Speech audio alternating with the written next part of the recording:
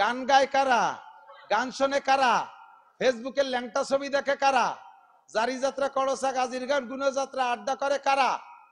কারা করে? কোন না কেন? যুবকরা। ঠিক কি ঠিক না? অপহরণ করে কারা, ধর্ষণ করে কারা, ইফটিজিং করে কারা, মুরগি চুরি করে কারা?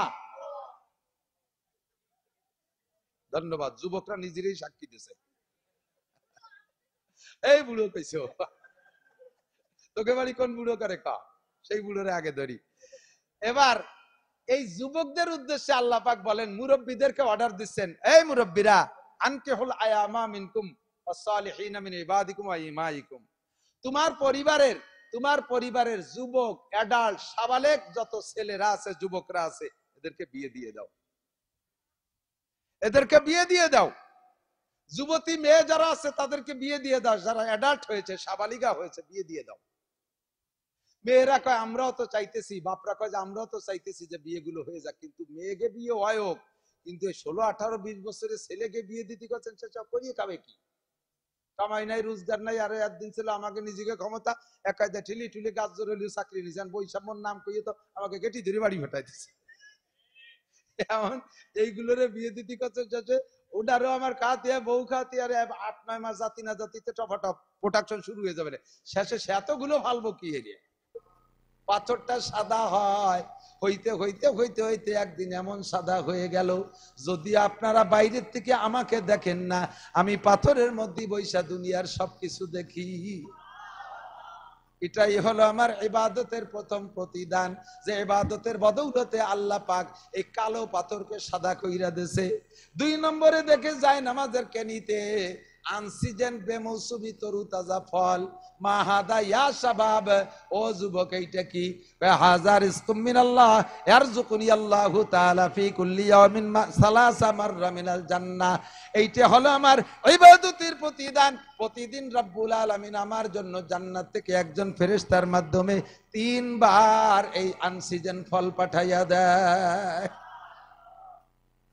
ঈসা আলাইহিস সালাম বিশাল আশ্চর্য, এখন বলতেই বাধ্য হয়েছে, আল্লাহ, এই যুবকের মতো আবেদ মনে হয় দুনিয়ায় আর অতিবাহিত হয় নাই, আর বর্তমানে মনে হয় এত বেশি নেকির মালিক নাই। আমার বিশ্বাস এইরকম নিরঙ্কুশ ফ্রেশ পরিষ্কার পরিচ্ছন্ন ইবাদত করনেওয়ালা মানুষ কিয়ামতের আগে আর জন্ম নেবে না। কাজেই এই যুবকের মতো এত বড় আবেদ আর মনে হয় নাই আর হবে না। আশ্চর্য হয়ে বললেন, আল্লাহ, তোমার দুনিয়ায় কি এত বড় আবেদ আর আছে আর হবে?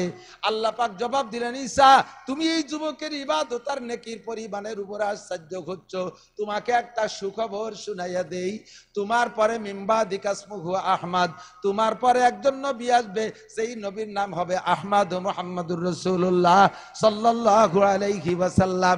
ওই নবীর উম্মতের যুবকরা, ওই নবীর উম্মতের যুবতীরা, ওই নবীর উম্মতের বুড়োরা, ওই নবীর উম্মতের বুড়িরা, ওই নবীর উম্মতের কৃষকরা, ওই নবীর উম্মতের শিক্ষিত জনতা, ওই নবীর উম্মতের আলেম পাবলিক, এনিম্যান এভরিবডি, তাদের জন্য আমি প্রত্যেক বছরে একটা রাত বরাদ্দ রেখেছি।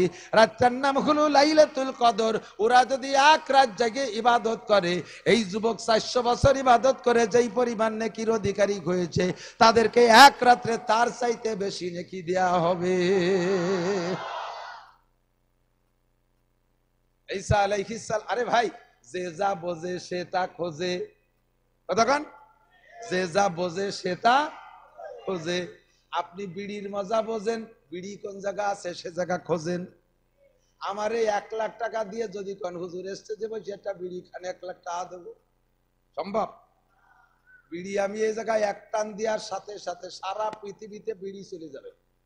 এখানে যে টাওয়ার আলারা, এরা ইউটিউবের মাধ্যমে সারা দুনিয়ায় পৌঁছে দেবে নাসির হুজুর বিড়ি খায়। এমনি ওরা যে থাম্বনেইল দেয় মাঝে মাঝে, তা দেখলেই লজ্জা করে। আর যদি এক টান মারিয়ে দেয়, ছবি সহ পাঠায় দেবে, বিড়ি আমি বাড়ি যাওয়ার আগে বিড়ি বাড়ি চলে যাবে। আমি ওর মজা বুঝি না, বিড়ি আমি খুঁজি না। সাহাবায়ে কিরাম নেকির মজা বোঝে, নেকি কোন জায়গা আছে সেই জায়গা খোঁজে। তাবেঈনরা নেকির মজা বুঝেছে, নেকি কোন জায়গা আছে সে জায়গা খুঁজেছে। নবী রাসূলরা নেকির মজা বুঝেছে, নেকি কোন জায়গা আছে খুঁজেছে। সঙ্গে সঙ্গে ঈসা আলাইহিস সালাতু ওয়াস সালাম এই যুবকের নেকিতে এবং আল্লাহ পাকের দেয়াই ভবিষ্যৎবাণীতে আশ্চর্য হইয়া বলেন, ও আল্লাহ, তুমি কি আমারে আতাজআলুনি উম্মাতা যালিকান নবী, যেই নবীর উম্মতের এত এত পুরস্কার প্রতিদান, তাদের সামান্য ইবাদতে বস্তা ভরে নেকি দিবা। ও আল্লাহ, আমার একটি সেই নবীর উম্মত বানানো যায়। আল্লাহ পাক খুঁটা দিয়ে বললেন, ইয়া ঈসা জাআলতুকা নাবিয়্যান ওয়া রাসূলা, তোমারে নবী বানাইছি, রাসূল বানাইছি। 3 দিন বয়সে জবান খুলে দে, তোমার দ্বারা তোমার মায়ের সতীত্বের সাক্ষ্য দিয়াইছি। দুলনার ভিতরে দুলন্ত অবস্থায় তোমার আগে কেউ কথা বলে নাই। ও ঈসা, তোমাকে 3 দিন বয়সে ইনজিলের মতো বিশাল কিতাব দিয়েছি, তোমাকে 3 দিন বয়সে নবী এবং রাসূল বলে ঘোষণা দিয়েছি। এত কিছুতে তুমি খুশি হইতে পারলা না, এরপরে তুমি সেই নবীর উম্মত হইতে চাও কেন? ঈসা আলাইহিস সালাম বলেন, আল্লাহ, যা তুমি দিয়েছো সব কিছুর উপরে আমি অসংখ্য শুকর আদায় করি, কিন্তু রব্বুল আলামিন আমার ইনজিলের ভিতরে কোন জায়গা লেখা নাই আমি ঈসা একবার আল্লাহ বললে 2 বার আল্লাহ বলার নেকি দিবা, 1 রাকাত নামাজ পড়লে 2 রাকাতের সওয়াব দিবা, 1 রাত ইবাদত করলে 2 রাত ইবাদতের নেকি দিবা। এমন ঘোষণা তুমি কোন জায়গা দাও নাই। তুমি আখেরি নবীর উম্মতের জন্য ঘোষণা দিয়েছো 1 রাত ইবাদত করলে এই যুবকের 400 বছরের চাইতে বেশি নেকি দিবা। এই জন্য সেই নেকির লোভে একটু সেই নবীর উম্মত হইতে চাই। আল্লাহ পাক জবাব দিলেন, ঈসা, ওই নবীর উম্মত হওয়ার প্রস্তাব অনেকেই রেখেছে, আমি কাহারও দোয়া কবুল করি নাই। তোমারে যেহেতু জন্মসূত্রে বাপ ছাড়া দুনিয়ায় পাঠিয়েছি, তুমি জন্মগত এতিম, তোমার বাপ নাই, তোমার মায়ের স্বামী নাই, তুমি জন্মসূত্রে এতিম, কাজেই তোমার দোয়াটা শানুদ আদমি আদাদাই বা মুসলমান করদাই, আয় খুদা কুরবা সওয়াম ইহসাবর ইহসা করদাই। আরে ছিলাম না, আল্লাহ বানাইছে, বানাইয়া মানুষরা বানাইয়া শিয়াল কুত্তো বানাইতে পারতেন, আল্লাহ তা না বানাইয়া সৃষ্টির শ্রেষ্ঠ জাতি মানুষ বানাইছে। মানুষ বানাইয়া হিন্দু বুদ্ধ খ্রিস্টানের ঘরে জন্ম দেয় নাই, মুসলমানের ঘরে জন্ম দিয়েছে, মুসলমানের মাধ্যমে পাঠিয়েছে। আরে মুসলমানের ঘরে পাঠাইয়া আবার অন্য নবীর উম্মত না বানাইয়া সেই শ্রেষ্ঠ নবীর উম্মত হিসেবে দুনিয়ায় পাঠাইছে। ও আমার প্রাণ প্রিয় চরমানিকদা, আমার গোপালগঞ্জের বন্ধু যুবকরা, পাগলামি করিস না, মস্তানি করিস না, এলোমেলো হইস না, আমার দিকে লক্ষ্য কর, কত বড় ফজিলত বিনায় চায় পেয়ে গেছো। যেই নবীর উম্মতের পরিচয় দেওয়ার কারণে কিয়ামতে আল্লাহ পাক রব্বুল আলামিন সমস্ত নবী রাসূলকে বাদ দিয়া এই নবীর উম্মতকে আগে জান্নাতের ফয়সালা কইরা তারপরে আল্লাহ অন্য নবীর সাথে কথা বলবে। এই ফজিলত তুমি নাচে পেয়ে গেছো। আয় খোদা কুরবা সওয়াম ইহসাবার ইহসা করা দাই, আল্লাহ আমার গলাটা তোমার রাস্তায় কাটাইয়াও দিয়ে যদি শহীদ হয়ে যায়, তোমার এই বিশাল অনুগ্রহের শুকর আদায় শেষ হবে না। ঠিক কি না? ওই নবী এসেছিলেন এই মাসে, আপনারা খুশি না বেজার? জোর হলো না? আরো জোরে বলেন আলহামদুলিল্লাহ। আমরা সেই নবীর উম্মত, বলেন আলহামদুলিল্লাহ। নবী এই মাসে এসেছিলেন।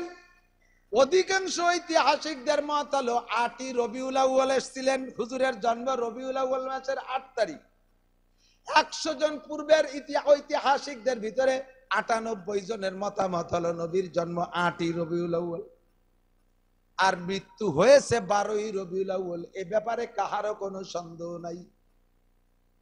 আমার কথা বিশ্বাস না হইলে আগামীকাল গোপালগঞ্জ যাইয়া কওমি লাইব্রেরিতে আছে সিরাতে মুস্তাফা নামক একটা কিতাব।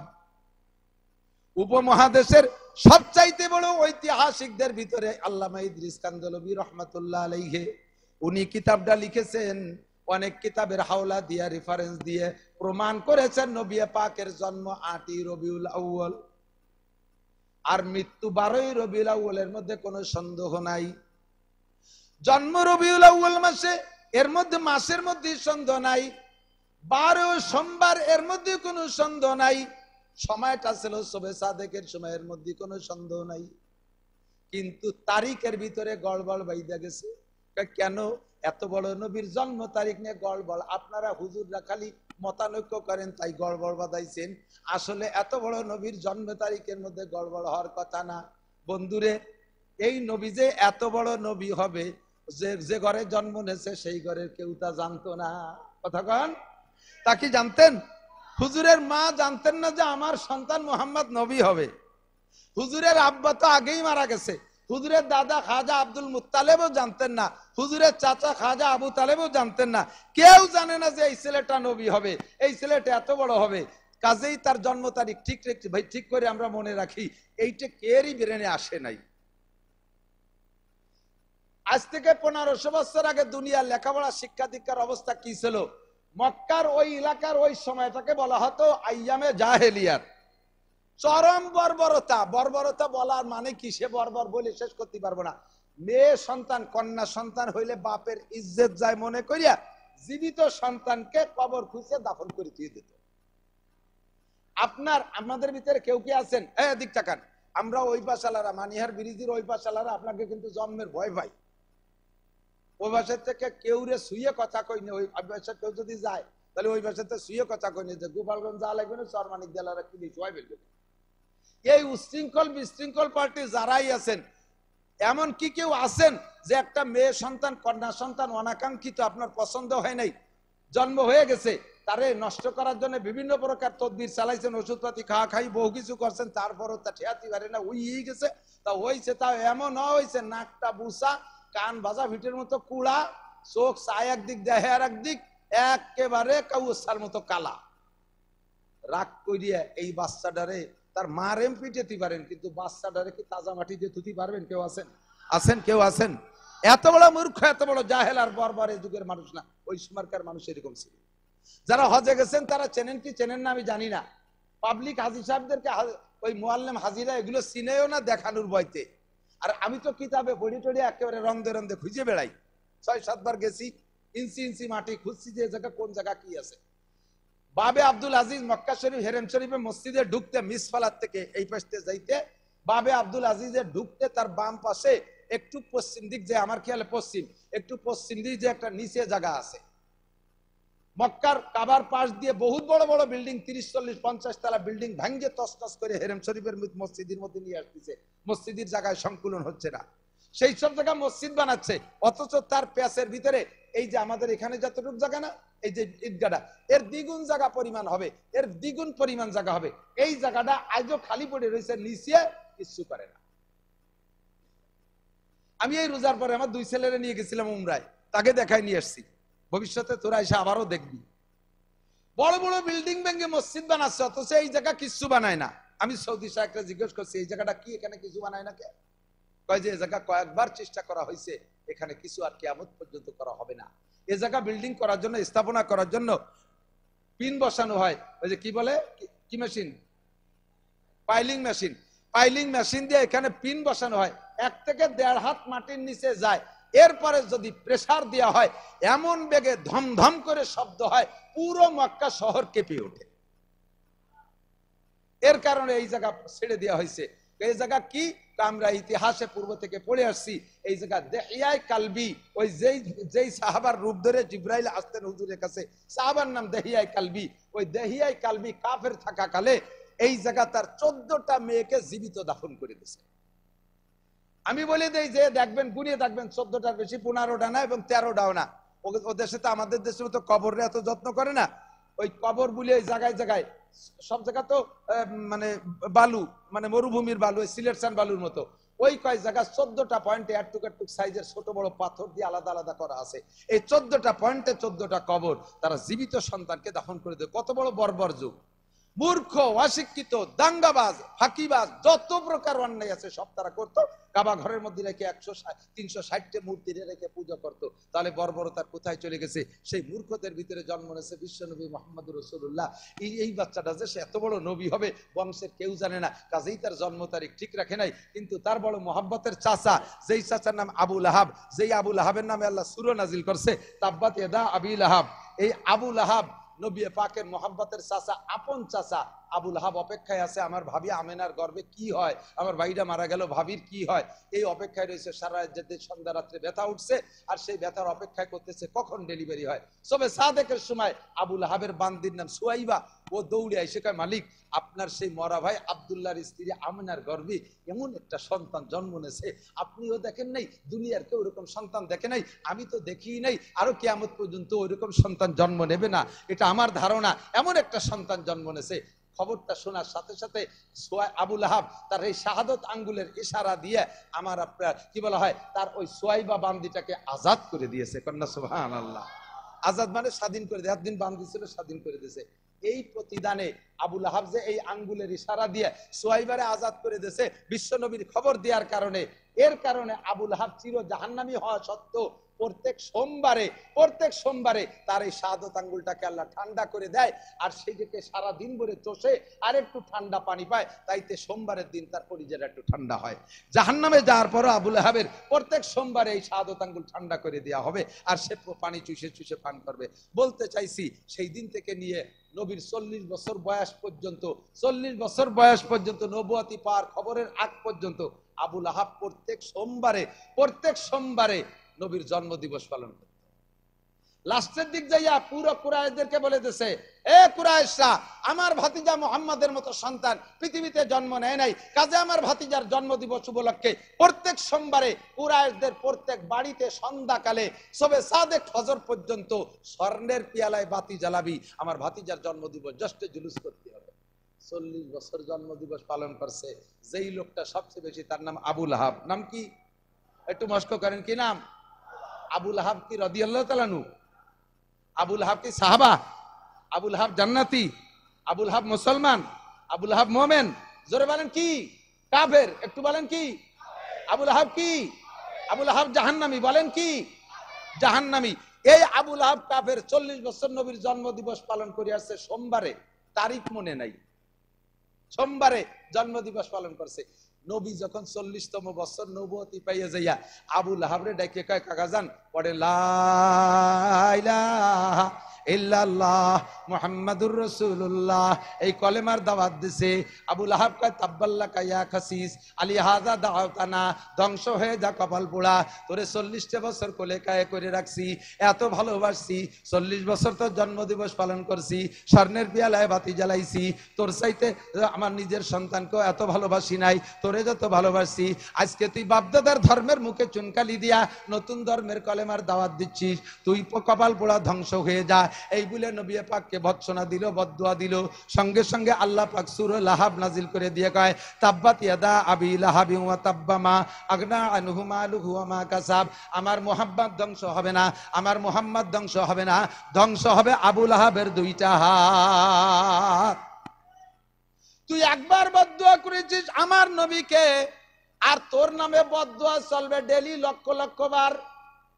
ও ভাই আমার প্রাণ প্রিয় বন্ধুরা, গোপালগঞ্জবাসী সাক্ষী দাও, সারা পৃথিবীতে 800 কোটি মানুষের ভিতরে 200 কোটি আছে মুসলমান, 200 কোটি মানুষের ভিতরে ফেলায় ছাড়াইয়া 10 কোটি মানুষ তো ডেলি নামাজ পড়ে কমপক্ষে। কতক্ষণ?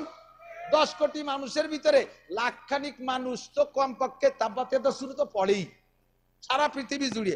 তাহলে ওই একবার নবীকে বদদুয়া দিয়েছে, আর ডেলি আমরা তাব্বাতে ইয়াদা সূরা পড়ে লাখ লক্ষ লক্ষ বার ওর নামে বদদুয়া পাঠাই। এই আবুল আহাব নবীর জন্মদিবস পালন করছে।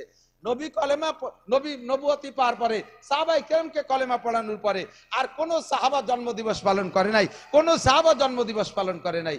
এবার আমি শেষ ফিনিশিং বলে দেই দোস্ত, ধরে নেন নবীর জন্মদিবস 8 তারিখ নয়, 12ই রবিউল আউয়াল, যেটা আমাদের কাছে প্রসিদ্ধ। কথা কি বোঝা যাচ্ছে? ভুল থাকলে ভেঙে নিয়ে যাবেন। 8ই রবিউল বাদ দিলাম, 12ই রবিউল ফিরে গোড়ায় চলে আসলাম। ধরে নেন 12ই রবিউল আউয়াল নবীর জন্ম তারিখ। তো 12ই রবিউল আউয়াল নবীর জন্ম তারিখ, আর নবীর মৃত্যু তারিখও কত? কতক্ষণ? কয় তারিখ? 12ই রবিউল আউয়াল। এবার এই দুইটা একই দিনে 12ই রবিউল আউয়াল দুইটা প্রতিদ্বন্দ্বী হয়ে গেছে, জন্ম দিবসের ঈদ আর মৃত্যু দিবসের শোক। কথা বলেন ঠিক কি ঠিক না? এখন আপনি কোনটা পালন করবেন আবার একটু বুঝে নেন। আপনার একটা সন্তান, আপনার জীবনের প্রথম সন্তান, একেবারে চাঁদের মতো ফুটফুটে একটা বাচ্চা জন্ম নেছে, নাক টিয়ের ঠোঁটের মতো, ঠোঁট দুটি পানপন কিচ্ছু খায় না, আলতামা খায় না, কেমন যেন একেবারে লাল টকটকে। এরপরে তার আঙ্গুলগুলো সেরকম, কপালটা সেরকম, ফুটফুটে চাঁদের মতো সন্তান। ছেলেটা পাই আপনি আনন্দিত, আপনার পয়সা আছে, ছেলেটা আপনি ধনী মানুষ। এই ছেলের উপলক্ষে বর্তমান বাংলাদেশের সিস্টেম অনুযায়ী তার জন্মদিবস পালন করে না, কেক কাটাকাটি করে না? করছেন। কতদিন করছেন? 24 বছর পর্যন্ত করছেন। এই ছেলেটা জন্ম নিয়েছিল জানুয়ারি মাসের 1 তারিখ। জানুয়ারি মাসের 1 তারিখ। এই জানুয়ারি মাসের 1 তারিখ প্রত্যেক বছর আসলে আপনি কেক কাটেন। 24 বছর বয়সের যুবক, সবে মাত্র লেখাপড়া শেষ করে সচিবালয়ে চাকরি পেয়ে গেছে।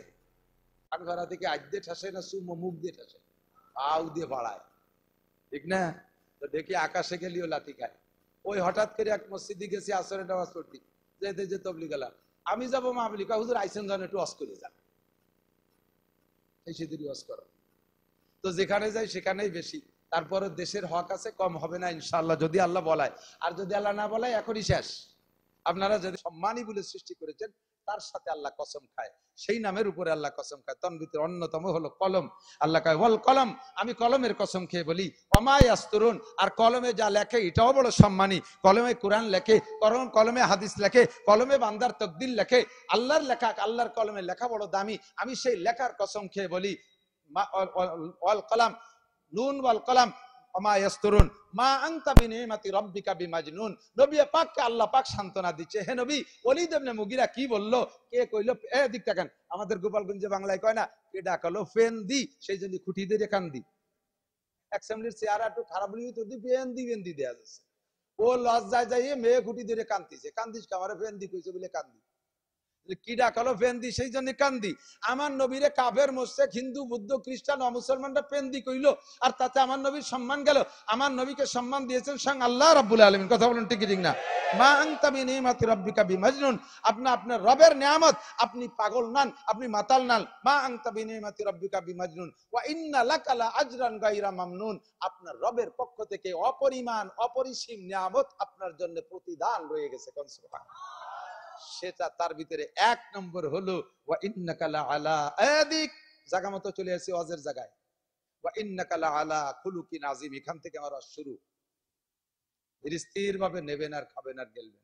রাজি আছেন তো ইনশাআল্লাহ? আপনাকে সর্বোত্তম চরিত্রের অধিকারী বানাইছি। প্রশংসা কে করেছেন? দুনিয়ার আমরা কেউকে কেউরে প্রশংসা করি, তিনি এমন, তিনি অমন, তিনি অমন, ইত্যাদি ইত্যাদি জীবন ভরে প্রশংসা করছি। যখনই ছুটে গেছে তখনই আর বদনামের শেষ নাই। সব প্রশংসা ধুলায় ধূসারিত হয়ে গেছে। কতক্ষণ ঠিক কি ঠিক না? কিন্তু আমার নবীর প্রশংসা ধুলায় মিটানোর কাহারও ক্ষমতা।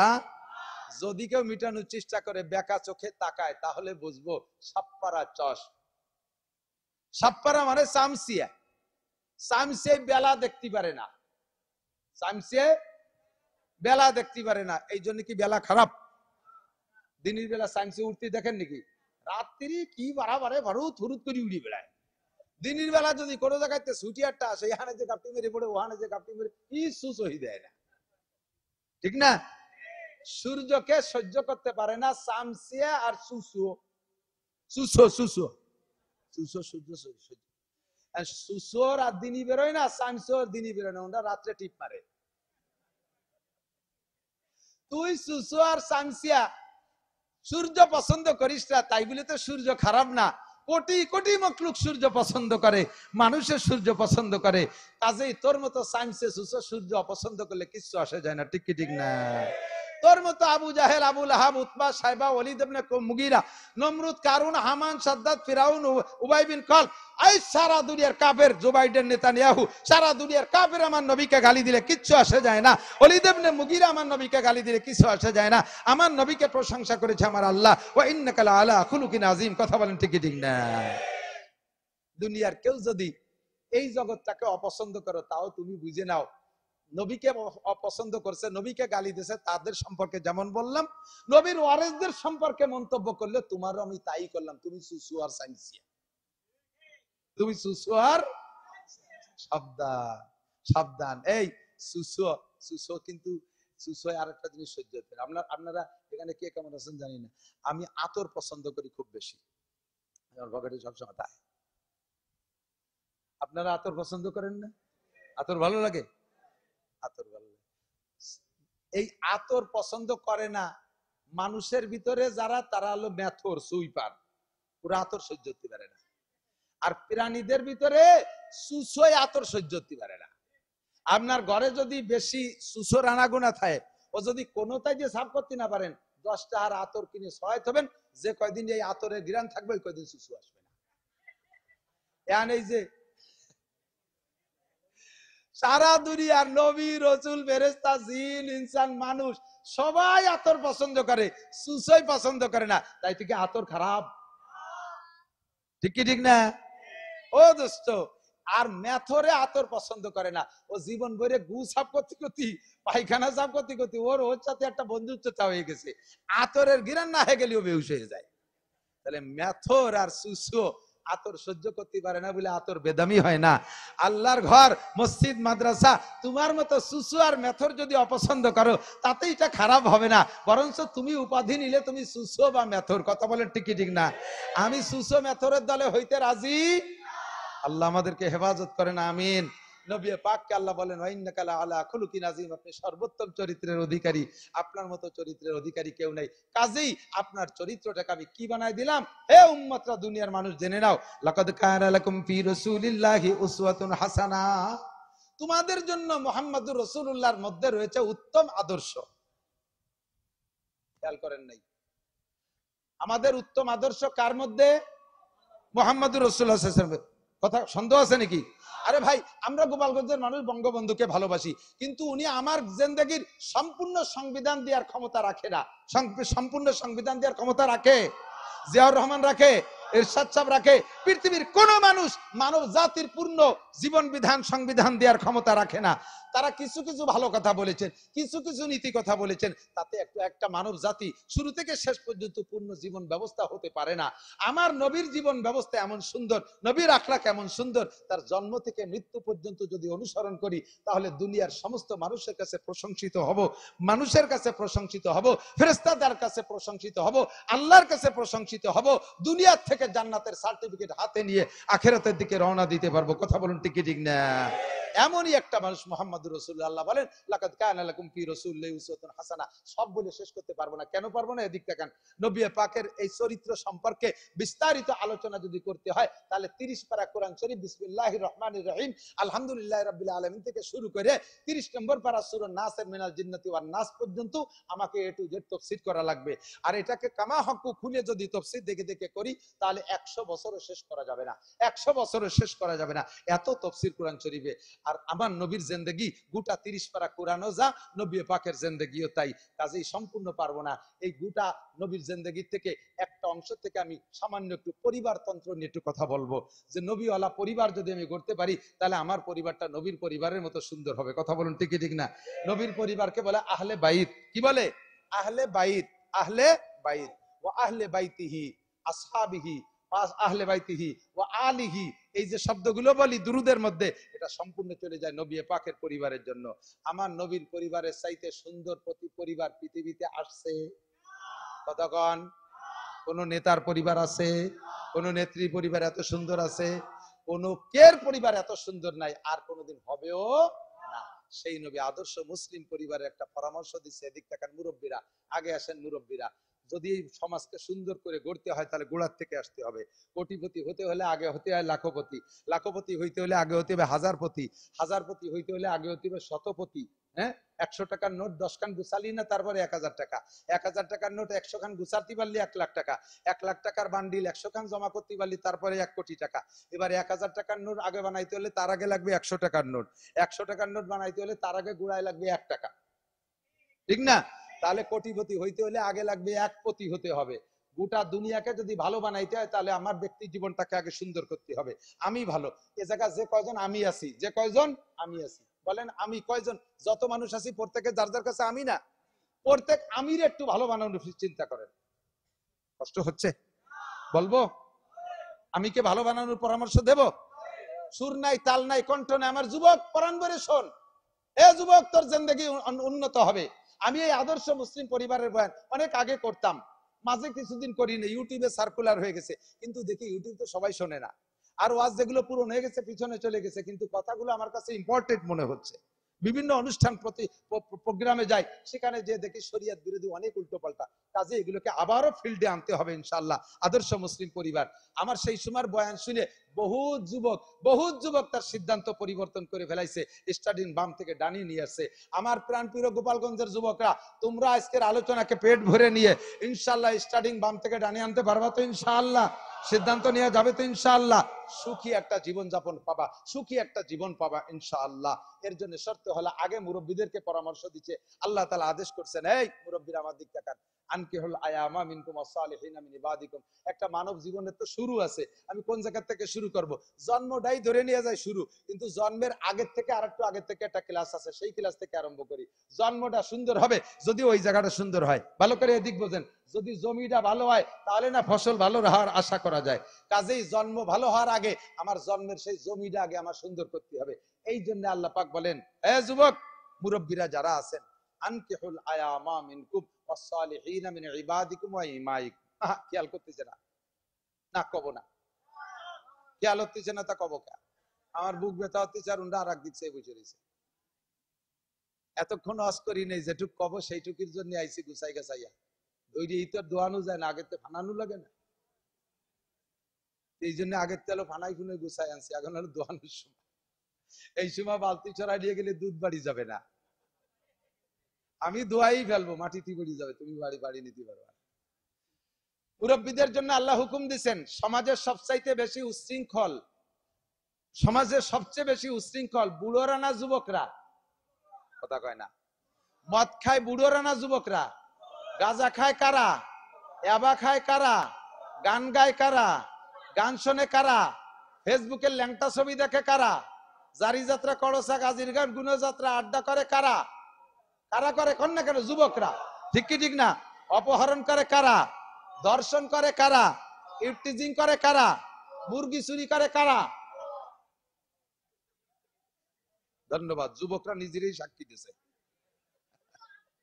এই বুড়ো কইছো, তোকে বাড়ি কোন বুড়ো করে কা? সেই বুড়োরে আগে ধরি। এবার এই যুবকদের উদ্দেশ্যে আল্লাহ পাক বলেন, মুরব্বীদেরকে অর্ডার দিচ্ছেন, এই মুরব্বীরা, আনকিহুল আয়ামা মিনকুম ওয়াসসালিহিনা মিন ইবাদিকুম ওয়া ইমাইকুম। তোমার পরিবারের যুবক, অ্যাডাল্ট, সাবালেক যত ছেলেরা আছে, যুবকরা আছে, এদেরকে বিয়ে দিয়ে দাও, এদেরকে বিয়ে দিয়ে দাও। যুবতী মেয়ে যারা আছে তাদেরকে বিয়ে দিয়ে দাও, যারা অ্যাডাল্ট হয়েছে, সাবালিকা হয়েছে, বিয়ে দিয়ে দাও। মেয়েরা কয় আমরাও তো চাইতেছি, বাপরা কয় যে আমরাও তো চাইতেছি যে বিয়েগুলো হয়ে যাক, কিন্তু মেয়েকে বিয়ে হয় হোক, কিন্তু 16, 18, 20 বছরের ছেলেকে বিয়ে দিতে করছেন, সে সব করিয়ে খাবে কি? কামাই নাই, রোজগার নাই, আর একদিন ছিল আমাকে নিজেকে ক্ষমতা একাইদা ঠেলি ঠুলি গাছ জোর হলেও চাকরি নিয়েছেন, বৈষম্যর নাম কইয়ে তো আমাকে গেটি ধরে বাড়ি ফেটাইতেছে। এমন এইগুলোরে বিয়ে দিতে করছে, ওটারও আমার খাতে বউ খাতে, আর 8-9 মাস জাতি না জাতিতে টপাটপ প্রোডাকশন শুরু হয়ে যাবে, শেষে সে এতগুলো ফালবো কি এরিয়া? এই হাসি হবে না, তালি হবে না, বুঝে নিতে হবে। এ ভাই, রুজির মালিক কে? আমাদের চাকরি ছুটাই দিচ্ছে সারা বাংলাদেশ থেকে, গোবাইলেরা যাই চাপ হয়ে যাচ্ছে, তাতে তো আমরা এই মাস দেড়েক না খেয়ে মরি যাচ্ছি। হ্যাঁ, চেহারা কি বাড়ি খারাপ হয়ে গেছে নাকি? স্বাস্থ্য খারাপ হয়ে গেছে? আমাদের তত্ত্বাবধায়ক সরকার, অন্তর্বর্তীকালীন সরকার আমাদেরকে খাওয়াবে না, বিগত সরকার আমাদেরকে খাওয়ায় নাই, যার দুনিয়ার মানুষ একটু অছিলা হতে পারে। খাওয়ায় কে? পড়ায় কে? বাঁচায় কে? ওমা মিন দাব্বাতিন ফিল আরদি ইল্লা আলাল্লাহি রিজকুহা। প্রত্যেকটা প্রাণীর রুজির জিম্মাদারি কার হাতে? আল্লাহ পাক তাই বলেন, বিয়ে দিয়ে দাও। চাকরি বাকরি আর এস্টাবলিশ হইয়া, স্বনির্ভর হইয়া তারপরে বিয়ে করবে, এই অপেক্ষা করো না। এই অপেক্ষা করতে করতে কবে সে ভালো চাকরি পাবে, কবে সে এস্টাবলিশ হবে, ততদিন পর্যন্ত যত আকাম কুকাম করবে, যত আকাম করবে, যৌবনের ধাক্কায় যুবকরা সমস্ত আকামের গুনাহ যে করবে সে তো মোটা অঙ্কে পাবেই পাবে। তার ফ্যামিলির মুরব্বীরা যারা তার বিয়ে ঠেয়ায় রাখছে, তার এস্টাবলিশটা করে বিয়ে দেবে না বলে ধাক্কায় বাধায় রাখছে, অথচ ছেলেটা বিয়ে করতে চায়, ওই ছেলেটা যত অন্যায় করবে সম্পূর্ণ গুনাহ তার আব্বার আমলনামায় জমা হবে। কাজে তাইলে যে খাবে কি রে, তা কইলেন না? আল্লাহ পাক নিজেই বলেন, আমি বলি না, ইয়াকুনু ফুকারা, যদি তুমি বিয়ে দিচ্ছ না যে ভয়ে, অভাবের ভয়ে, সেই ছেলেরা বা তুমি যদি অভাবী হও, ফকির হও, ফকিরের জমা ফুকারা, যদি তারা ফকির হয়, আল্লাহ নিজেই বলছেন বিয়ে দিয়ে দে, বিয়ে দিয়ে দে, তাড়াতাড়ি বিয়ে করায় দে, ইউগনিহিমুল্লাহু মিন ফাদলিহি, বিয়ের পরে আল্লাহ তাআলা তাদেরকে ধনী বানায়া দেবে। ওয়াদা কার? আল্লাহ মাসে একবার ওয়াদা খিলাফ করে?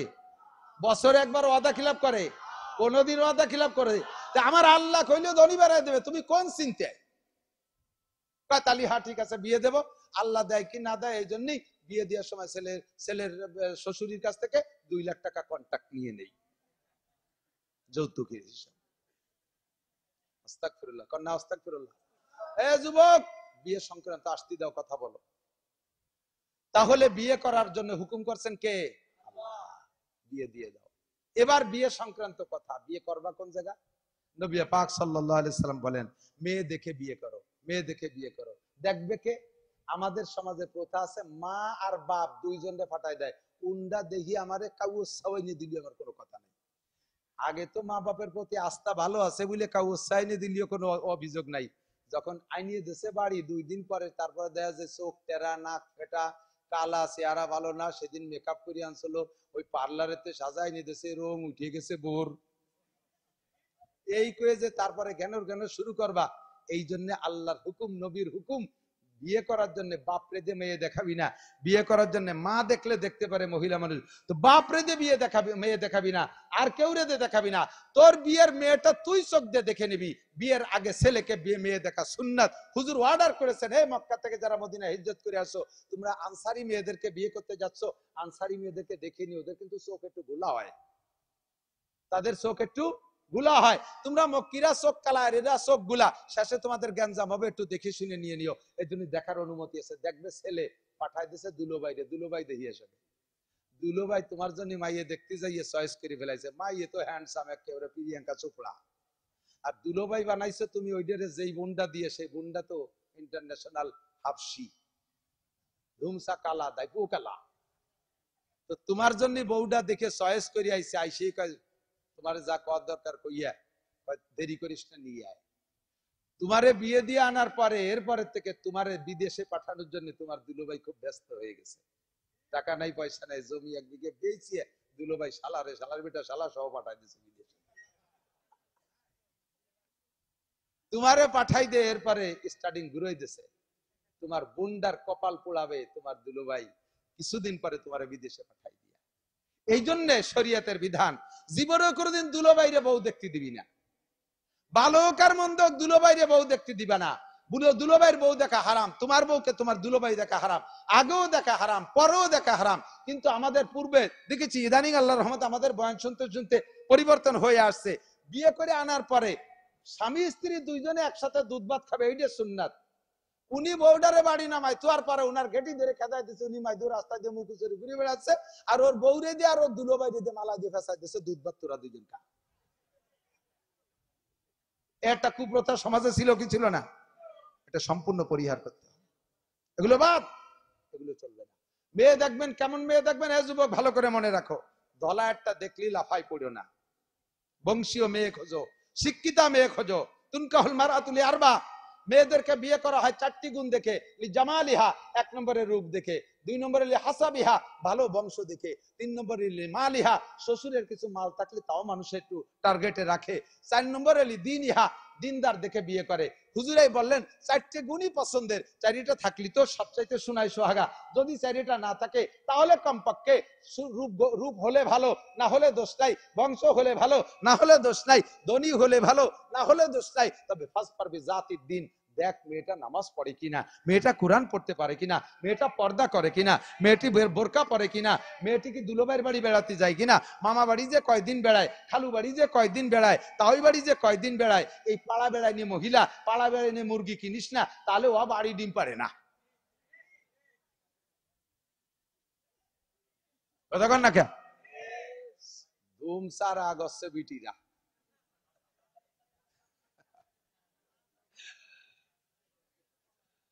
আল্লাহু আকবার। উচিত কথা কবরে মাসি, তাই সারমানিক দিয়ে আরেকবার আসি আর না আসি। মেয়েদের বিয়ে করার জন্য এবার আমার মা মুন্ডা যারা পর্দার আড়ালে আসো, আমি কিন্তু যুবকদেরকে রেডি করে ফেলাইছি। তোমরা আর স্কিন টাইট প্যান্ট পাজামা পরা মাইয়ে বিয়ে করবা ঠিক আছে তো? রেডি? রেডি? 1 2 3। তার মানে এমনই বিয়ে করে ফেলাম, তাই নি? 3 তো ফাইনাল। সাবধান, সতর্ক। আমি যুবক রেডি করে ফেলাইছি। এবার আমার বাপ বুন্ডা মেয়েরা, পর্দার আড়ালে যারা আছো, তোমরা যদি আমার এই সুন্দর যুবক, দিনদার যুবকদের সাথে বিয়ে বসতে চাও, তাহলে স্কিন টাইট পাজামা ছাড়ো, তুমি ঘোড়া মার খাটোগনি ছাড়ো, মাথায় চুল কাটা ছেড়ে দাও, বব কাটিং বাদ দাও, হাতে পায়ে নখ পালিশ বাদ দাও। তুমি কিন্তু রিজেক্ট হয়ে গেছো, তোমাকে এরা নেবে না, তোমাকে এরা নেবে না। তুমি 250 মিটার 500 মিটার হাই স্কুল মাঠে দৌড়াইয়া জিতে তুমি কলস নিয়ে আইছো, তুমি ওই জায়গায় আর একটা ঘোড়া খুঁজে বেড়াও। আল্লাহর রহমতে আমার এই যুবকরা তোমার মতো বেহায়া বেপর্দা মহিলাকে তারা কিনবে না। কথা বলেন ঠিক ঠিক না?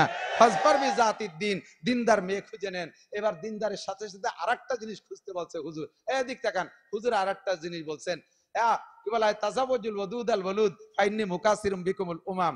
যে বংশের মেয়েরা সন্তান বেশি দেয় সেই বংশে বিয়ে করো। আল্লাহ কি কইলো, আর একটা শেষ বেলায় এসে কি একটা পেছে ফেলাই দিল।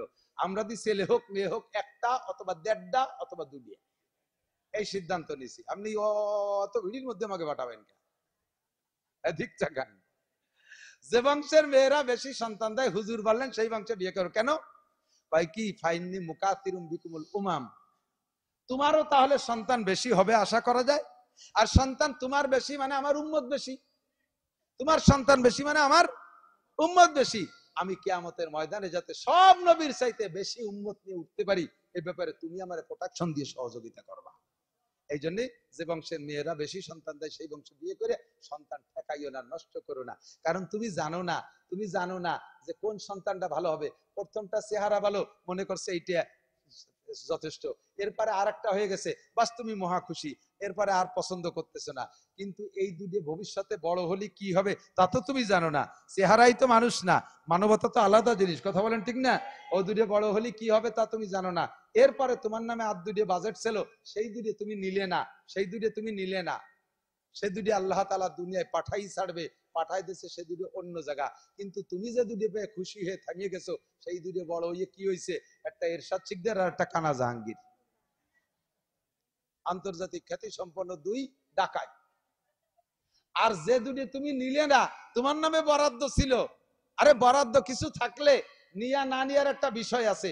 আমাদের এই রোড বরাদ্দ আছে, এই রোড বরাদ্দ আছে, মাল সব রেডি হয়ে গেছে, কিন্তু যখন কন্ট্রাক্টর আসছে, স্থানীয় যুবকরা সাদা দিতে হবে 2 লাখ, এই ব্রেক দিয়ে দিয়েছে, ফ্যামিলি প্ল্যানিং শুরু করে দিয়েছে, ব্রেক দিয়ে দিয়েছে। 2 লাখ সাদা না দিলি, এবার সরকার, ওরা যে কন্ট্রাক্টর ডিসি স্যার বলছে, স্যার ওরা 2 লাখ টাকা সাদা না দিলে কাজ করতে দেবে না। ডিসি স্যার বললেন বরাদ্দ দেওয়া হবার হয়ে গেছে, যেহেতু স্যার মানিক দেওয়া নিল না, ওটা ঘোষের স্যার দিয়ে দেয়।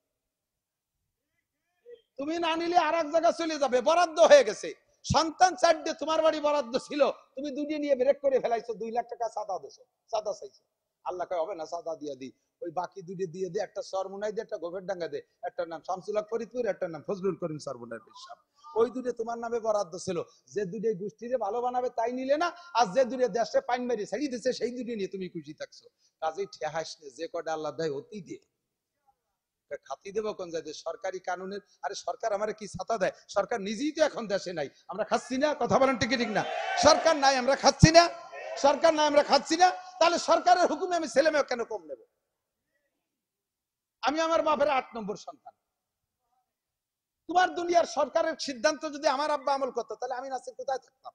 আজকে সারা দুনিয়া ভরে ওয়াজ করে বেড়াচ্ছি, দেশের মানুষ আমাদের উপকৃত আছে। তাহলে তোমার কথা মানলি পারে, আমার আব্বা যদি সেই কথার পর আমল করতো, আমার মতো নাসির দেশের মানুষ পাতো কোন জায়গায়? তুমি সরকারও আসবে, তোমার বাপের 8 নম্বর সন্তান, তুমিও তো তোমার বাপের 6 নম্বর সন্তান। তোমার বাপ যদি ওই সিদ্ধান্ত নিত, তোমার মতো সুনাচান পিতেলে গুগু কোন গাঙ্গের মধ্যে আমরা জাল খেয়ে তালাশ করে বের করে আনতাম। কাজেই আমরা সরকারের সিদ্ধান্ত মানতে রাজি না। সন্তানের ব্যাপারে কার সিদ্ধান্ত? কার সিদ্ধান্ত? তাজাওয়াজুল ওয়াদুদ আল ওয়ালুদ ফাইন্নী মুকাসির। আমি 7টা সন্তানের বাপ, আমি 5টা ছেলে 2টা মেয়ের বাপ। আলহামদুলিল্লাহ আমার 5টা ছেলে মেয়ে হাফেজ হয়ে গেছে, আলেম হচ্ছে, মাওলানা হয়ে যাবে। আর 1 বছর পর থেকে পর একের পর এক মাওলানা হয়ে বের হয়ে আসবে। 5 ছেলে মেয়ে, 4 ছেলের আমি উমরা করাইছি, মেয়েটা উমরা করবে ইনশাআল্লাহ, হাফেজ হয়ে গেছে রমজানের পরে। আমার কোনো কিছুর অভাব রাখে নাই। সন্তান আল্লাহ দিচ্ছে, তাদের রুজিও আল্লাহ দিচ্ছে। আসমান থেকে রিজিক আসে, আসমান থেকে খোদার গজব আসে। কাজে আমি আসমানি রিজিকের ভরসা করি, আসমানি রিজিকে বিশ্বাস করি। আমি সন্তান কম নিতে রাজি না। আল্লাহ তাআলা আমাকে নেক সন্তান দান করুক, বলেন আমিন। আল্লাহু আকবার। এরপরে এদিক তাকান, এ যুবক, বিবাহের আগে একটা কন্ট্রাক্ট কমপ্লিট করে নিবা, সেটা হলো কত টাকা দেবে, মোটরসাইকেল দেবে কি দেবে না শুনে নিবা ভালো করে। শ্বশুর বাড়ি চাপ দিয়ে কন্ট্রাক্ট করে যৌতুকের মোটরসাইকেল রাস্তায় চলবে না, খালের মধ্যে দিয়ে চলবে। ইরাকের ফাসাদ তলতে ঢুকে ওই দিক দিয়ে নাক দিয়ে বার হয়ে চলে যাবি, গাড়ি চলে যাবে, তুই ফতে থাই যাবি। যারা যৌতুকের মোটরসাইকেল শ্বশুর শাশুড়িরে প্রেসার দিয়ে মোটরসাইকেল আনছো, কালকে সকালবেলা শ্বশুররে আব্বা কবা তসবি গুনে 100 বার, পায়ে ধরে মাপসায়ে ফেরত দিবা, চাবিটা দিয়ে দিবা, নীতি না চালিয়ে ফেরত দিবা। তবে শ্বশুর খুশি হয়ে যদি বিমানও কিনে দেয় তোমার চাওয়া ছাড়া, তা তোমার জন্য যায়, সমস্যা নেই। শ্বশুর বিমানও কিনে দেয় যদি খুশিতে, হ্যাঁ আমার পছন্দের জামাই, তার বিমান কিনে দেবো, হ্যাঁ জায়েজ আছে, কিন্তু চাইয়ে একটা সুইও নিতে পারবে না, একটা সুতোও নিতে পারবে না। আর তুমি এই খয়রাত কেন করতে যাবা? খয়রাত করতে জায়গা পাও না? মডেল মসজিদের ওখানে তাল নিয়ে বসে থাক, আমরা যাতায়াতের পথে 2-4 টাকা দিয়ে যাবো। তুই বিয়ে করে শ্বশুর বাড়ি কেন খয়রাত নি? মোটরসাইকেল দিতে হবে, আন কিনে দিতে হবে। আবালের বেটা আবাল, না গালিয়ে পারলাম না। এদিক যৌতুকের মাল সব হারাম, শুয়ারের গু খাওয়া যেমন হারাম, এর চেয়ে নিচে এর ভাষা নাই। শুকরের পায়খানা খাওয়া যেমন হারাম, নিজে পায়খানা করে যে খাওয়া যেমন হারাম, যৌতুকের টাকা সেরকম হারাম। যে লোক যৌতুক খাবি কপাল তার পড়বে, যে কপাল তার পড়বে, বহু আছে কপাল পড়ার পথ, সেগুলো সেদিন বুঝবি। কাজে যৌতুক হবে না। এবার কয় যৌতুক হবে নাই যখন, এত শক্ত কথা হুজুর বল, একথা হবে না। যৌতুক যখন খাওয়াই যাবে না, তাহলে একেবারে তো ছেড়ে দিয়ে যায় না। এবার ছেলের বাপ কয়, নাসির হুজুর যেভাবে দেশের মানুষ টাইট কইল, যৌতুক যখন নিয়েই যাবে না, তাহলে শোনো কয়জন খাওয়াই দেবে লোক। মেয়ের বাপরে ধরছে, কত লোক খাওয়াবা, যৌতুক তো নিলামই নেয়া, কত লোক খাওয়াবা, কে তোমার খাওয়াবে, কে এই থাও না কোন জায়গায় সুসদ্দল, এ বাড়ি খাতে যাবি কে? তুমি এবারে কামাই রেথি হয়েছো, ও বেটা মাইয়ে জন্ম দিয়ে অন্যায় করছে, সে 16-18 বছর পর্যন্ত মেয়েটারে লালন পালন করে, লক্ষ লক্ষ টাকা দিয়ে লালন পালন করে মেয়েটারে কলিজা ছিঁড়ে যাচ্ছে, তোমার বাড়ি যেদিন বিদায় দেয়, সে শোকে শোকাক্রান্ত মেয়ের বিদায়তে, তারপরে আবার তার কাছ থেকে তুমি এভাবে লুটে ফুটে খাইয়ে আসবা, বাবার বসে খাইয়ে থাও না কোনোদিন। এদিক বিয়ে সংক্রান্ত মেয়ের বাড়ি কোনো খানা হবে না, বিয়ে সংক্রান্ত খানা সব ছেলের বাড়ি, বিয়ে সংক্রান্ত খানা সব ছেলের বাড়ি। বরযাত্রী কন্ট্যাক্ট করে যাওয়া হারাম, বরযাত্রী কন্ট্যাক্ট করে যাওয়া হারাম। যদি মেয়ের বাপ স্বেচ্ছায় বলে বিয়েই, আমি কার কাছে মেয়েটা দিচ্ছি, আমার একটা আত্মতৃপ্তি আছে, আপনি চেয়ারম্যান সাহেবকে, মৌলানা সাহেবকে, হাফেজ সেকেন্দার সাহেবকে একটু নিয়ে আসবেন, স্থানীয় 2-5 জন মুরব্বী নিয়ে এসেন, কমপক্ষে 10টা লোক নিয়ে এসেন, অথবা 20 জন মানুষ নিয়ে এসেন, আমি তাদের হাতে আমার মেয়েটাকে একটু গুছিয়ে দেবো, আমার একটা আত্মতৃপ্তি থাকবে। এইভাবে যদি তিনি বলে, আর সাথে বলেও দেয় যে আমার বাড়ি কিন্তু একক তো খাইতে হবে, ওনাদের মেহমানদারি, তাহলে 20 জন নিয়ে যাবেন, তাহলে খাইবেন। নইলে যদি খাওয়ার দাওয়াত না দিয়ে মুখস্থ খালি কয় 20 জন নিয়ে আসবেন, তাহলে 20 জন নিয়ে যাবেন ঠিক, কিন্তু এই 20 জন বাড়ি খাবে না। আপনারা কয় বাবুটা খেজুর কিনে নিয়ে যাবেন, মসজিদের মধ্যে বিয়ে হবে, খেজুর ছিটাই দেবেন, কোনটা কুড়োই বুড়োই খাইয়ে পথে এক কলের তেটু পানি খেয়ে বাড়ি চলে আসবে, ও বাড়ির কলের পানিও খাতে পারবেন না। শরিয়াত কোথায় চলে গেছে, কোথায় চলে গেছে? তুকু যাওয়া সুন্নতে আহমদ কো যা, তুকু যাওয়া সুন্নতে আহমদ কো যা, বা मोहम्मद का बुवाद निस्बत तुरा। ए मुसलमान कल्ब में सूज नहीं, रूह में एहसास नहीं, कुछ भी पैगाम मोहम्मद का तुझे पास नहीं। বিয়ে উপলক্ষে খরচ হবে ছেলের বাড়ি, বিয়ে করে আইনা নিয়ামতের শুকর আদায় করবো। আল্লাহ, আমার কত বন্ধু ওয়াকালে মারা গেছে, তারা বোর মুখ চোখে দেখে নাই, স্ত্রী এত মজাদার, এইটা তারা পায় নাই, আমাকে তুমি নিয়ামত নসিব করেছো, বউটাকে আইনে ঘরে বসে, এই এদিক তাকান, বউটারে এনে ঘরে রাইখা সর্বপ্রথম বাসর রাত্রে সুন্দর শুনিয়ে নাও যুবকরা, যারা বিয়ে করো নাই তারা, আর যারা বিয়ে করছেন তারা তো মিস করছেন, তারা আজকে রাত্রে যে দরকারে আমল করেন, দেখি আল্লাহ মাইনে নিলে নিতে পারে। আজকে বিয়ে করে আইনা স্ত্রীকে ঘরে রাইখা সর্বপ্রথম ওযু কইরা 2 রাকাত নামাজ পড়ে পরাণ ভরে স্ত্রীর জন্য, তোমার দাম্পত্যের জন্য দোয়া করবা, সুখের জীবন যাপনের জন্য দোয়া করবা। এরপরে স্ত্রীর কাছে যে সর্বপ্রথম তার কপালের এক গোছা চুল ডান হাত দিয়ে ধরে সূরা আলাম নাশরাহ লাক এবং আয়াতুল কুরসি পড়ে স্ত্রীর কপালে ফু দিবা। পারলে রব্বানা হাব লানা মিন আজওয়াজিনা ওয়া যুররিয়াতিনা কুররাতা আয়ুনি ওয়াজআলনা লিল মুত্তাকিনা ইমামা, দোয়াটা পড়ে স্ত্রীর কপালে ফু দিবা। ইনশাআল্লাহ ওই দিন থেকে নিয়ে মৃত্যু পর্যন্ত স্বামী স্ত্রী গ্যাঞ্জাম হবে না, দ্বিমত হবে না, মহব্বতের মধ্যে কম হবে না, ভালোবাসা একটুও কমবে না। এই সুন্নতটার পর আমল করবা, এরপরে স্ত্রীর সাথে দাম্পত্য জীবনের জীবনযাপন তুমি করতে থাকবা, কোনো সমস্যা নাই। আর আল্লাহ, স্ত্রীর সাথে কখনো তুই তুই করে কথা বলা যাবে না। স্ত্রীকে তুমি শব্দ বলবেন। আমাদের বাংলাদেশে যেহেতু ভাষার প্রশস্ততা আছে, অন্যান্য দেশে ছোট বড় সবই তুই। আমার বাংলাদেশে তুই, তুমি, আপনি, তিনটা ক্লাস আসে। স্বামীতে স্ত্রীকে তুমি বলবেন, তবে স্ত্রীরা স্বামীকে আপনি বলার অভ্যাস করতে হবে। কারণ যদি কখনো তর্কাতর্কি একটু গ্যাঞ্জাম লাগে, তখন আপনি থেকে তুই পর্যন্ত আসতে দুইটা ক্লাস পার হওয়া লাগে। রাগ হইয়া প্রথম আপনি থেকে তুমিতে আসলে বাড়ি একটা হিট করে না। যখন তুই চলে যায়, সেই সময় স্বামীর সেন্টিমেন্ট ঠিক থাকে না, এরপরে ওজিফা শুরু করে দেয়, ঠিক না? তাহলে আপনি যদি বলার অভ্যাস থাকে, তাহলে তুই জাতি দুইটা ক্লাস পার হওয়া লাগে, তুমির পরে তুই। আর যদি তুমি বলার অভ্যাস থাকে, তাহলে এক ক্লাসের পরেই তুই, আর এরপরে খুশি তাই মারামারি লেগে যায়। এগুলো সব আদর্শ মুসলিম পরিবার শিখিয়ে দেয়। দাম্পত্য করবেন। এই যুবক, এদিক তাকাও। স্বামী স্ত্রী বৈবাহিক জীবন যাবে ফজরের আগে। ফরজ গোসল যদি তুমি বাকি রাখো দিন পর্যন্ত, তাহলে ওই সন্তান দিনদার হয় না, ওই সন্তান ভালো হয় না। বুজুর্গানে দিনের তাজরিবা, যেই মিলনে স্ত্রীর গর্ভে সন্তান গেছে, স্ত্রী যদি ওই গর্ভ মানে যেই মিলনে গেছে, এরপরে যদি দিনের বেলা স্ত্রী বেপর্দা ফাহেশ ভাবে ঘোরাফেরা করে, তাহলে যদি কোনো চোর ডাকাত লুচ্চ বদমাশ মদখোর গাঁজাখোর এবাখোর সন্ত্রাস বদমাশ এরা যদি স্ত্রীর দিকে নজর করে, তারা তো সুনজর করে না, কুনজর করে, তাহলে যে ধরনের মানুষের নজর করে, পেটের বাচ্চাটার স্বভাব সেই ধরনের হওয়ার সম্ভাবনা থাকে। কাজেই বেপর্দা করে বউডারে রাস্তাঘাটে মার্কেটে পাঠাইও না। কোন রাত্রের মিলনে তোমার স্ত্রীর গর্ভে সন্তান গেছে তা জানে না, হতে পারে আজকে গেছে, আর সেই দিন তুমি গোপালগঞ্জ মার্কেট করতে পাঠাই দিছো। দেশের যত মৈদু গৈজু যত আইসু পাইছু আড়াই নিয়ে আসুসা আপাও দো বেড়ার হুটো, তারা তোমার স্ত্রীর দিকে রয়েছে। বাস পরে তুমি এত ভালো মানুষ, একটা সন্তান হয়েছে, তা এরকম উশৃঙ্খল বিয়াদব কথা শোনে না, তারা ভর্তি করলে গাছে লাগতে উঠে চলে যায়, বাঁচতে বাড়ি নামানো লাগে স্কুলে মেটাতে। এই উল্টো পাল্টা হওয়ার কারণ হলো এইগুলো। তাহলে কি স্ত্রীকে এর পরের দিন পিসা হুজুরির সামনে পাঠাই দেবো? পিসা হুজুরির সামনে পাঠালে তো হুজুর দেখবে না, তা তুমি পাঠায় লাভ কি? কাজেই মূল কথা হলো, আমার মা বোনরা পর্দা করো।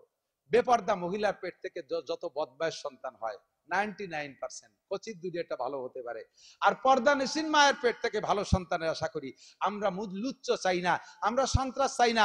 আমাদের দেশে আর নায়কের দরকার নাই, আর গায়কের দরকার নাই, আর ক্রিকেটারের দরকার নাই, আর ফুটবলারের দরকার নাই, আর মস্তানের দরকার নাই, আর কোনো মস্তানের দরকার নাই, চোর ডাকাতির দরকার নাই। কিছু আদর্শ নেক সন্তানের দরকার আছে না নাই? আদর্শের এক সন্তান প্রোটেকশন দেন। এর জন্য মারা হইতে হবে ভালো, সাদ যদি ভালো হয় পিঠা ভালো হয়, সাদ যদি বেঁকা হয় পিঠা বাঁকা হয়। এই জন্য বাপের চাইতে মা ভালো হইতে হবে বেশি। এই জন্য মারা একটু ভালো হয়ে আসেন। এবার আমাদের দাম্পত্য জীবন চললো, সন্তানটা জন্ম নিল। সন্তানটা জন্ম নেওয়ার সাথে সাথে কয়েকটা সুন্নাত, গোসল করাইয়া পরিষ্কার করিয়া, যদি গোসল ডাক্তারে নিষেধ করে তাহলে গোসল করাইলেন না, দুই মোটামুটি পরিষ্কার করিয়া ডান কানে আজান বাম কানে ইকামত, আল্লাহ আল্লাহ রসুলের সাথে পরিচয় করাই দেবেন। সর্বপ্রথম সুন্নাত পারা যাবে তো ইনশাআল্লাহ? নিয়ত আছে তো ইনশাআল্লাহ? সন্তানের এগুলো হক। আপনি সন্তানের কাছে টাকা চান, টাকা দেয় না, চাকরি করে পয়সা দেয় না, আর এক জায়গা দিয়ে দেয়, নালিশ করেন, হুজুরে ওয়াজ করে সুজাওয়াতি করেন, ওয়াজে কাজ হবে না। কারণ আপনি কি সন্তানের হক আদায় করেছেন? সন্তানের কানে আজান দেন নাই, ইকামত দেন নাই। 2 নম্বর আজান ইকামতের পরে হাফেজ সেকেন্দার সাহেব, মসজিদের ইমাম সাহেব, কোট মসজিদের ইমাম সাহেব, এনাদেরকে ডাইকে এনে হুজুরের মুখে একটু খেজুর খাবেন। হুজুর খেজুর চাবাই খাইয়া খেজুর থেকে একটু মিষ্টি মিষ্টি লালা ওই বাচ্চাটার মুখে জিব্বের ভিতরে দিয়ে দেবে, চুনচুন করে চুষে খাবে। যে হুজুরের লালা তার জীবনের প্রথম খাইলো, ওই হুজুরের ঈমান তাকওয়া পরহেজগারি মেধা যোগ্যতা যেমন, তোমার সন্তানটা সেরকম হওয়ার সম্ভাবনা থাকবে। এটা একটা সুন্নাত। এই হকটা কি তুমি আদায় করেছো? মা তুমি হক হলো, এরপরে মা তুমি স্তনের দুধ খাওয়াবা। তোমার শরীরটা ঢিলা ঢালা হয়ে যাওয়ার ভয়ে, তোমার ইয়াং অবস্থা থাকবে না, তুমি অকালে বুড়ি হয়ে যাবা, এই ভয়ে তুমি বাচ্চারে দুধ খাও না। তুমি বাচ্চার জন্য ফিডার খাও। ফিডারে কি খাও? তুমি আমেরিকান দুধ খাও, ইটালিয়ান দুধ খাও, ফ্রান্সের দুধ খাও, জাপানের দুধ খাও, ইন্ডিয়ান দুধ খাও। এই বিদেশি দুধ খাওয়া বিদায় তোমার বাচ্চাটা ওই যে গায়ের দুধ খাইছে সেই গায়ের দিক টান হয়ে গেছে। তুমি মা দুধ খাও নাই বিদায় তোমারে মাও কয় না। এরপরে একটু শিয়া নেওয়ার পরে তোমার ফেলাই টেলাই ধুইয়ে যে দেশে দুধ খাইছে সেই দেশ মুখী হয়ে যায়। মারা চেষ্টা করবা যেটুক হোক স্তনের দুধ খাওয়ানোর জন্য। মায়ের দুধের বিকল্প নাই। কথা বলেন ঠিক কি ঠিক না? মায়ের দুধের বিকল্প নাই। 3 নম্বর হলো দুধ খাওয়ানো হয়ে গেল, এরপরে আজান ইকামত হয়ে গেল, খেজুর খাওয়ানো হয়ে গেল, প্রথম দিনের সুন্নাত চলে গেছে। এগুলো সন্তানের হক আদায় করবেন, আদর্শ মুসলিম পরিবার গড়বে। এরপরে ধীরে ধীরে যখন বড় হবে, ধীরে ধীরে বড় হবে, বাচ্চাটা কাঁদবে, মাঝে মাঝে কাঁদবে, মাঝে মাঝে কাঁদবে, কাঁদলেই দৌড়ে চলে যান মসজিদের হুজুরের কাছে, হুজুর করে যে কলা গাছটা উঠে নিয়ে এসো, ভরিয়ে দেই দয়া কলা গাছ, মানে সুটা উঠে নিয়ে এসো। কলা গাছের সুটা হুজুরের দিয়ে ভরানো লাগবে না, আস্ত কলা গাছ বাঁধিয়ে দেওয়া লাগবে না। মায়ের সন্তানের জন্য সবচাইতে বড় কবিরাজ মা। সন্তানের জন্য সবচেয়ে বড় পীর কে? কথা কানা কে? সন্তানের জন্য সবচেয়ে বড় ডাক্তার কে? কবিরাজ কে? মা যে দরদ নিয়ে সন্তানরে ফু দেবে, আমার মতো লক্ষ মৌলবী সে দরদ ফু দেবে না। আমি এখন বেরোনোর পরে বোতল নিয়ে আসবে, আমার কাছে ক্লান্ত হয়ে 2 ঘন্টা অস করতে করতে এখন বোতলে ফু দিয়ার আর আমার মিজাজ আছে নাকি? কিছু ফলাফলি নাই, ফু একটা মারিয়ে দিছি, লাগে লাগলো, না লাগে না লাগলো। আর মার বাচ্চা কাঁদতেছে, মা বাচ্চাকে কোলে করে নিয়ে এরকম ঘুরবেন আর দোয়া পড়বেন, ওয়াজআলনা নাওমাকুম সুবাতা, সূরা নাবার আয়াত, ওয়াজআলনা নাওমাকুম সুবাতা, ওয়াজআলনা নাওমাকুম সুবাতা। মাঝে মাঝে চোখের উপরে ফু দিবেন, মাঝে মাঝে কানের মধ্যে ফু দিবেন। যত বড় কান্নাকাটি করা বাচ্চা হোক না কেন, ফালাক আর নাচ পড়ে তারে মা ফুক দিবেন। আমার মতো 1 লক্ষ হুজুর ফুয়াইলে যা হবে, একটা মূর্খ মায়ের ফু তার চাইতে বেশি দামি আল্লাহর কাছে। আরে সন্তানের জন্য সবচাইতে বড় পীর হলো মা। করছেন যে আমল করছেন? কান্নাকাটি করলে সূরা ইয়াসিন পড়েন না, কান্নাকাটি করলে ধরি তার টেলিভিশনের সামনে ধরে। কতক্ষণ? টেলিভিশন কবিরাজ, টেলিভিশন কবিরাজ। মোবাইল খুলে দেয়, মোবাইল দেখে বাচ্চা কান্না থামিয়ে যায়। জন্মের সাথে তারা টেলিভিশন আর মোবাইলের প্র্যাকটিস করাইছো, এই জন্য দেন না ফুটিয়ে পড়ার সাথে সাথে 2-3 বছর পরে মোবাইলের এত ভক্ত, মোবাইলের জ্বালায় মাদ্রাসায় পড়তে পারে না, মোবাইলের জ্বালায় স্কুলে যাইতে পারে না, মোবাইলের জ্বালায় ঘুম নাই, শুকাইয়ে কাটা হয়ে গেছে রাত 1টা 2টা 3টে পর্যন্ত মোবাইল দেখতে দেখতে। কতক্ষণ না কেন? তারে প্র্যাকটিস করাইছেন জন্মের পরের থেকেই, তার কান্না থামাইছেন মোবাইল দিয়ে। কাজেই ওই ছেলেরা ভালো বানানো সম্ভব না, ওই মেয়েরে ভালো বানানো সম্ভব না। তারে কান্না থামাবেন সূরা ইয়াসিন দিয়ে। কি দিয়ে? তারে কান্না থামাবেন সূরা ফালাক নাস দিয়ে। তারে কান্না থামাবেন দোয়া কালাম পড়িয়া, সূরা নাবার আয়াত, ওয়াজআলনা নাওমাকুম সুবাতা। আল্লাহ পাক বলেন আমি তোমাদের ঘুম দিয়েছি প্রশান্তি, এই দিয়ে তারে থামানোর চেষ্টা করবেন। আল্লাহ পাক তৌফিক দান করে, সবাই বলেন আমিন। এরপরে বাচ্চা যখন একটু বড় হয়ে উঠছে, এই 7 দিনের দিন তার একটা আমল আছে। 7 দিনের দিন কয়টা? 7 দিনের দিন মাথার চুল চাইছে ফেলবেন। এই যুবক, তুমি মনে রাখো, তোমার মা বাপ ফেল করছে, এই জন্যই তো তোমার মা বাপ এখনো ফেল করতেছে। মাথার চুল বাচ্চার চাইছে, চুলের শুকনো চুলের ওজনে স্বর্ণ অথবা রূপা, যার যেমন তৌফিক আছে, ওজন করে ওই পরিমাণ টাকা গরিবদের ভিতরে দান করে দেবেন। মাথা খারাপ হবে না, পাগল হবে না, রক চড়া হবে না, উগ্র মিজাজি হবে না, বেয়াদব হবে না, মাথার ব্রেন কম হবে না, মাথার সৎকা আদায় করে দিয়েছেন, বাস সব দিক দিয়ে পরিপূর্ণ হয়ে যাবে। এরপরে 7ম দিন তার নামটা রাখবেন। নাম আগে সিলেক্ট করেন, কিন্তু ঘোষণা দেবেন 7ম দিন, আগের থেকে দেবেন না, আগের থেকে দেবেন না। 7ম দিন তার নামটা ঘোষণা দেবেন, ভালো একটা নাম রাখবেন। নামের ওসিলায় কিয়ামতে তার অনেক লাভ আছে। 7ম দিন তার নামে আকিকা করবেন। ছেলে হলে 2 ছাগল, মেয়ে হলে 1 ছাগল। আস্ত গরু দিলেও দোষ নাই, আস্ত গরু দিলেও দোষ নাই। খাওয়াই দেবেন মানুষকে, চাইরে না পয়সাও কালেকশন করতে পারবেন না। আকিকা খাওয়াইয়া আলখাতা খোলে খড়েরটা বানাইয়া মোহরিয়ারটা বসাই দাও, টাকা দাও। টাকায় দিয়ে খাবো, তা তোর বাড়ি যাবো খান সিনাক্স আছে না, গোপালগঞ্জ হোটেল আছে না, ওই জায়গা আমি টাকা দিয়ে খাবো, তোর বাড়ি খাতে যাবো কে? সাইডে খাইয়া ব্যারিকেড দিয়ে টাকা দিয়ে যাও। এই যত শয়তানি শুরু হয়ে যায়। আবার ওই বিয়ে করে বউ বাড়িয়ে নিয়ে আর একটা খাওয়া, তার নাম রাখছে বউ ভাত, আরবিতে কয় অলিমা, এটা খাওয়ানো সুন্নাত। এই বউ ভাতে কালেকশন করা টাকা, বউ ভাত খাওয়াইয়া কালেকশন করা টাকা হারাম, শুয়োর বেচাটা আর মতো হারাম। বউ ভাত করিয়া কালেকশন করা টাকা শুয়োর বেচা টাকার মতো হারাম। আকিকা খাওয়াইয়া কালেকশন করা টাকা শুয়োরের গোস্তের মতো হারাম। এগুলো থেকে বাদ দেন, মানুষকে আল্লাহর রাস্তায় কিছু খাওয়ানো শেখেন, কিছু ফ্রি খাওয়ানো শেখেন। আর কতকাল এই ব্যবসা হয়ে খাবে? ফিরে যাইয়া 7-8 বছর পরে যখন মুসলমানি দিয়েছে, মুসলমানি দিয়ে ফিরে আবার 3 দিন বাইক বসাইয়া দেশের দাওয়াত টাওয়াত দিয়ে গরু দুটো মারিয়ে দিয়ে ধুমসা কালেকশন। 10 লাখ টাকায় খরচ, 20 লাখ টাকা ইনকাম হয়েছে। বাপ এখন হুশ হারা হয়ে গেছে। আল্লাহ, এক মুসলমানিতে এই ইনকাম, ছেলে যদি আর একটা থাকতো তাহলে তো আরো 20 লাখ হয়ে যেত। কি এর বুড়ো কালে নিজে আর একবার মুসলমানি নিবনি, ভালোই ইনকাম দিয়ে ফেলো। দাতালের দল সব শয়তানি বাদ দাও। মুসলমানি অনুষ্ঠানে খাওয়াইয়া কালেকশন হারাম, বলেন কালেকশন, সব বাদ দেওয়া যাবে তো? আমরা চর মানিক দিয়া লতিপুর ইউনিয়ন না, আমরা এই ইউনিয়ন থেকে এই সুন্নত গুলো ইনশাআল্লাহ চালু করে দেব, ফ্রি খাওয়াবো। কোন এই যে কথাগুলো শুনতে কথাগুলো আমলে আনার চেষ্টা করবো, আল্লাহ কবুল করুক বলেন আমিন। যখন 7 বছর বয়স হবে আগে তারে মক্তবে পাঠায় দেবেন, কেজি কিন্ডারগার্টেন 7-এর আগে ভর্তি দেবেন না। উঠিয়ে বার হইছে, চোখ ফোটে নাই, 3 বছর 4 বছরে তা কেজি স্কুলে পাঠায় দিছে, 10 খান বই দিছে, তা বইয়ে নিতে পারে না, উটির ফিটির মতো বোঝা উঠে দিছে। 2 দিন যে রাইটিজ আর বল নাই, শেষে স্কুল যেতে যা ফল বই না, 10 খান বই অট্টুক বাচ্চা কি পড়বে। মা রাত্রি পড়াতে যে মারতি তার দমের নাড়ি বেরোয় গেলেন। অট্টুক বাচ্চার এভাবে মারেন লেখাপড়ার জন্য। ওই যে বয়স 4 বছর হয়েছে, আজও ম্যাট্রিক পাস করলো না, কবে লেখাপড়া করবে? সপ্তাহ পড়া গেল। তো তুমি কয় লাইন পড়েছো? আমি তো 7.5 পাস, উনি মোটা 7.5 পাস, আর ইয়াদাকে দাদারে সব পড়ায় বেড়ায়। সাবধান, বিশ্বনবী মুহাম্মদুর রাসূলুল্লাহর চাইতে মনোবিজ্ঞানী আর জগতে কেউ নাই। কথা বলুন ঠিক ঠিক না? নবী বলছেন বাচ্চাদের পড়ার বয়স 7। পড়ার বয়স কত? 7-এ সে স্বেচ্ছায় স্কুলে যাইতে চাবে, মক্তবে যাইতে চাইবে, তার সর্বপ্রথম কোরআনের শিক্ষায় শিক্ষিত করে। নুরানি মাদ্রাসা আছে, যত নুরানি মাদ্রাসা এ জায়গা দিলে একটা লাভ আছে। কোরআন পড়বে, হাদিস পড়বে, শরীয়তের মাসালা পড়বে, সাথে সাথে স্কুল কলেজে যে পড়াশোনা আছে সম্পূর্ণ পড়বে, কোনো প্রেসার নাই। স্কুল নুরানি মাদ্রাসার ছাত্রদের প্রাইভেট পড়ানো লাগে না, হুজুররা গালে গালে পড়াইয়া, জায়গায় বসে মুখে মুখে পড়াইয়া তারে মস্ক করাইয়া ইয়াদ করাইয়া দেয়। আর বাংলাদেশের যত স্কুল আছে, কোন স্কুলের ছাত্র ভালো ছাত্র প্রমাণ দিতে হলে 3-4 কম প্রাইভেট পড়লে হবে না। কথা কোন ঠিক কি ঠিক না? যত ভালো স্কুল তত প্রাইভেট বেশি লাগে। আর আমার মাদ্রাসার কোনো ছাত্রদের প্রাইভেট লাগে না।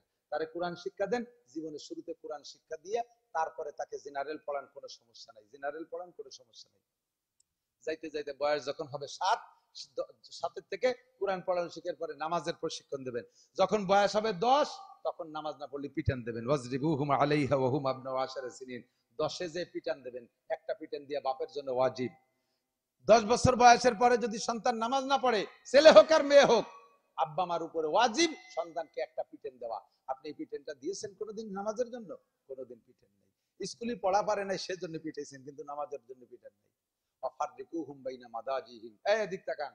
10 বছরের পরে যাইয়া ছেলের বিছানা, মেয়ের বিছানা বাপের থেকে, মায়ের থেকে, মেয়ের থেকে আলাদা করে দিতে হবে। 2 ভাই বোনকে এক বিছানায় শুইতে দেবেন না 10-এর উপরে বয়স হয়ে গেলে। 2টা বোনকে 10-এর উপরে বয়স হয়ে গেলে এক বিছানায় শুইতে দেবেন না। 2টা ভাইকে 10-এর উপরে বয়স হয়ে গেলে এক বিছানায় শুইতে দেবেন না। 10 বছরের উপরে ছেলেরে বাপের কাছে শুইতে দেবেন না। 10 বছরের উপরে মেয়েকে মায়ের কাছে শুইতে দেবেন না। ছেলে তো দূরেই থাকলো, 10 বছরের উপরে গেলে কেউ কেকের পাশে শুইতে দেবেন না। শয়তানকে চেনেন না, শয়তান ঢুকে অ্যাক্সিডেন্ট করায় দেবে, অ্যাক্সিডেন্ট ঘটায় দেবে। বলা গেল না সবকিছু বুঝে নিতে হবে, শয়তান অ্যাক্সিডেন্ট ঘটায় দেবে। এই জন্য বিশ্বনবী বলেছেন 10 বছরের পরে গেলে বিছানা ফাররিকুহুম বাইনা মাদাজিহিম, বিছানা আলাদা করে দাও। ফাইদা বালাগা, যখন বালেগ হবে ফাল ইউজাবিজহু, বিয়ে দিয়ে দাও। ফাইম বালাগা, যদি বালেগ হইছে, ওয়ালাম ইউজাবিজহা, আর আব্বা মা মেয়েকে ছেলেকে বিয়ে দেয় নাই, ফা আসাবা ইসমান, ওই সন্তানে অন্যায় করেছে, ফাইসমুহু আলা আবিহি, সম্পূর্ণ গুনাহ আব্বার আমলনামায় জমা হয়ে যাবে। প্রাথমিকভাবে আদর্শ মুসলিম পরিবার গড়ার জন্য যে কয়টা কথা পরামর্শে বলছি, আল্লাহ তাআলা আমাদেরকে আমল করার তৌফিক দান করুন, বলেন আমিন। এই কথাগুলোর পর আমল করতে পারলেই সমাজটা মোটামুটি গড়ে উঠবে। আমার যুবকরা সিদ্ধান্ত নেও তো, বিবাহ সংক্রান্ত যে কথাগুলো বলছি, কে কে আমল করার জন্য নিয়ত করেছে ইনশাআল্লাহ? কে কে আমল করেছে? যৌতুক নেবা? যৌতুক নেবা? নেবা না। ভালো মেয়ে দেখে বিবাহ করবা, মুরব্বীদের পরামর্শ অনুযায়ী বিয়ে করবা। ওই একা একা যে কোর্টে বিয়ে করো না, তাহলে কিন্তু তোমার মাইয়েরও ওইরকম আরবিটাররা নিয়ে কোর্টে নিয়ে বিয়ে করবে। এর জন্য সতর্ক থাকতে হবে। আল্লাহ তাআলা আমাদের এ বুড়োরা আতুরেছে উন্ডা বলে আবার বিয়ে করবে সুন্দর মতো। ওরে আল্লাহু আকবার, মাশাআল্লাহ। মানে বয়ান শুনতে শুনতে একটা জজবা হয়ে গেছে, আমি এই তাহলে আমি আবার আমল করব না। আপনারা বুড়ো কালে ঝামেলা করতে যাবেন না, চাষির সাথে গ্যাঞ্জাম বাঁধায়েন না। আপনারা মোটামুটি নিজেদের ছেলে মেয়েকে সুন্দরভাবে পরিবেশ পরিচালনা করেন।